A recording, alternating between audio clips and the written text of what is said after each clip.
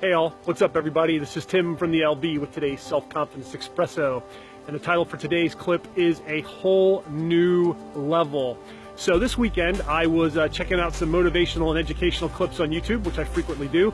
There's a lot of great people who have great information on there, and I am continually trying to expand my base of knowledge and pick up new strategies and skills and tools so that in the speaking and the teaching and the coaching that I can do, that I can add that value to other people and that I can apply it to my own life as well. So this weekend I came across a motivational tape on Kobe Bryant. And I'm not a big basketball fan, definitely not a Lakers fan, but what I saw about Kobe, I never knew. And not only did it impress me, but it totally challenged my thinking in regard to how to deal with some of our past failures and setbacks. And it's a brilliant strategy, and I know Kobe's been world-class on the basketball court, but what I didn't realize is how tight and how sound his mental game was. And I want to share what I learned with you, because I'm going to start to use it because it's actually an amplification of some of the things that I've already practiced and some of the things that we've already talked about, and it has the potential to just absolutely change and reframe some of the things that occurred in our past and actually turn them into some things that can set us up for future victories and successes and actually turn into really positive. So here's what happened. Kobe and the Lakers lost a playoff game, and during that game Kobe threw 4 air balls, meaning totally missed the basket altogether. And the Lakers landed in LA probably about 10 or 11 o'clock at night after the game, and most of the team went to a couple of local clubs and the bars, and they were ready to just kind of decompress and hang out and chill. But not Kobe. Kobe left the airport and drove to the local high school, Palisades High I believe it was, and he called up one of the janitors he knew, had the janitor come down to the school at 11 o'clock at night to let him into the building. And then he had the janitor literally lock him in the building so that he could spend that night working on his game. Now here's one of the best guys in the world, and because he threw 4 air balls and took on the responsibility of saying that I could have done better, and if I would have done better my team would have won, he said that that's not an acceptable outcome to lose this game and for me to underperform, and I'm going to work on it. So he hit the gym that night and didn't come out till the next morning. Now what is so amazing is not only did he just work on his game and do drills and shoot, but he actually spent several hours replaying the air balls that he threw and rewrote them into success scenarios. So in other words, when he was shooting, he recreated that same scenario on the floor and shot until he put the ball in the hoop. And he practiced that new scenario again and again and again. So he literally took that old situation that was wired into his brain, those 4 air balls, those 4 defeats, those 4 mistakes, and mentally rehearsed them as if he was in the game but sunk the shots. And by doing that, he created a new image in his mind. He changed the old image from one of failure to one of success and rewrote that scenario, and as a result changed the outcome. So how does that apply to you and I? That's a great question.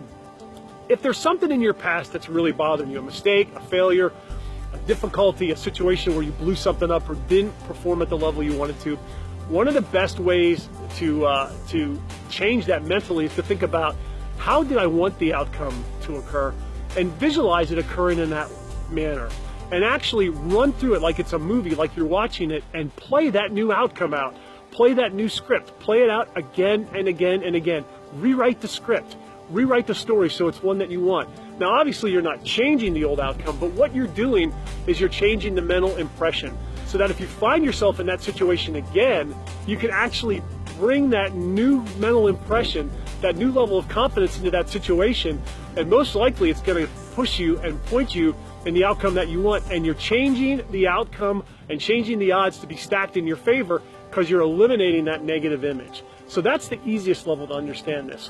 What Kobe did is he actually went through a replication in real life where he was on the basketball court in the same spot, taking the same shot and repeating it in real life.